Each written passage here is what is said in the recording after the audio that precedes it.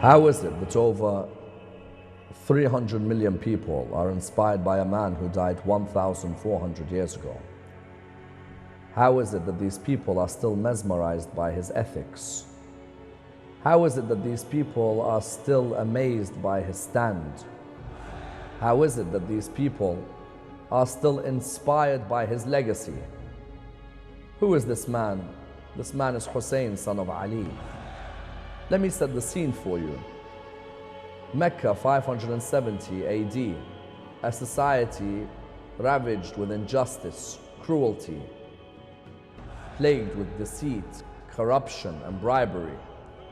632 AD, a man by the name of Muhammad completes a mission of revamping this whole society.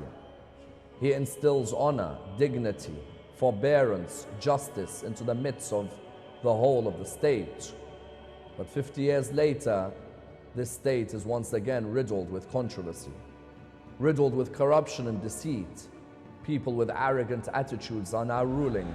People of injustice, tyranny and corruption. It's now the turn of Muhammad's grandson, Hussein, to rise, to remove all these forms of injustice.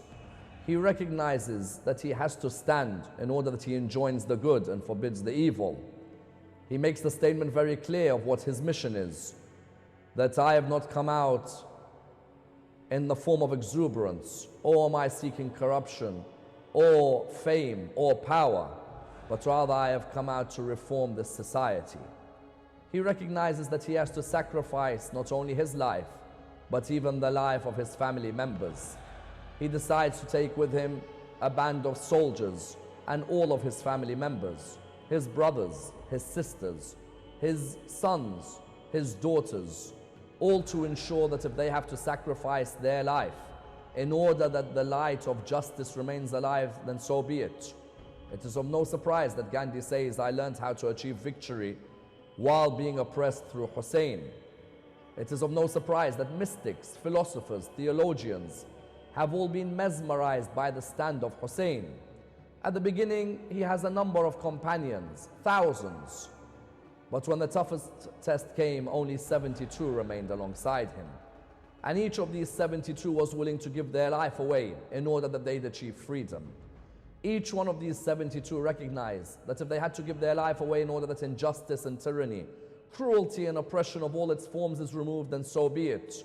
Each of these valiant soldiers came from different backgrounds. Some of them rich, some of them poor, some of them educated, some of them not so much. But the basic sincerity within them to give freedom to the future of society was there.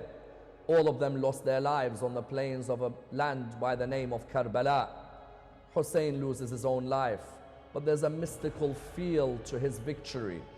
If a person was to view him on the ground, they'd think that this is a man lying on the ground with arrows surrounding his body. But if they went near him, they would hear him whispering, oh my Lord, I have left the world for the sake of you, and I have orphaned my children so that I may see you. If they were to cut my body into pieces, then you will find that my heart will lean to none other but you. Hussein is a man of mystical prowess, a man who is revered, a man who is to be honored. But now that he's been killed, he sacrificed his brother. He's even sacrificed his 6-month-old baby. All of them now lie on the plains of Karbala, and it's the role of Hussein's sister Zainab to hold up the flag of justice, the flag of patience, the flag of compassion. She takes the other woman who survived from the plains of the battlefield. They are taken on one of the most horrendous journeys any human being can ever face. They have to leave the land of Karbala in Iraq towards another city in Iraq by the name of Kufa. Then they are taken further as prisoners with chains around their hands and around their feet in the hot weather towards the land of Syria and towards the ruler in Damascus. But it's in front of that ruler in Damascus where one of the greatest ever sermons is given by a lady. Who would have ever thought that the religion of Islam, which the media depicts as being oppressive to women, is saved by a woman in the beginning of its history, in the beginning of its life?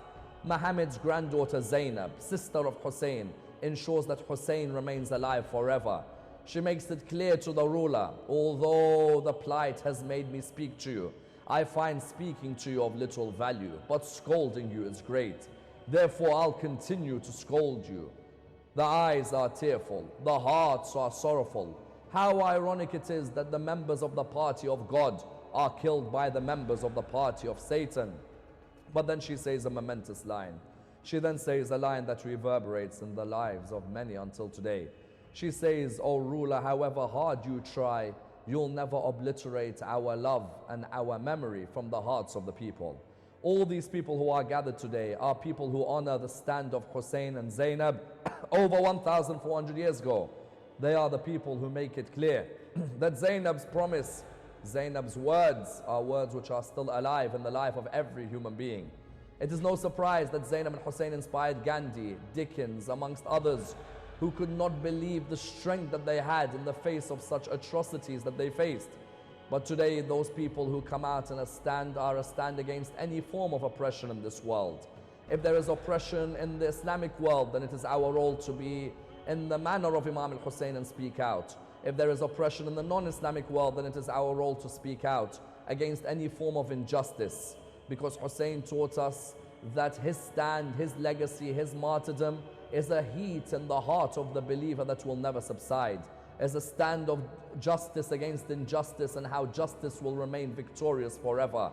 For every single person who hears this message, it is now your chance to hold on to the message of that man whose body died 1,400 years ago, but whose message will remain alive.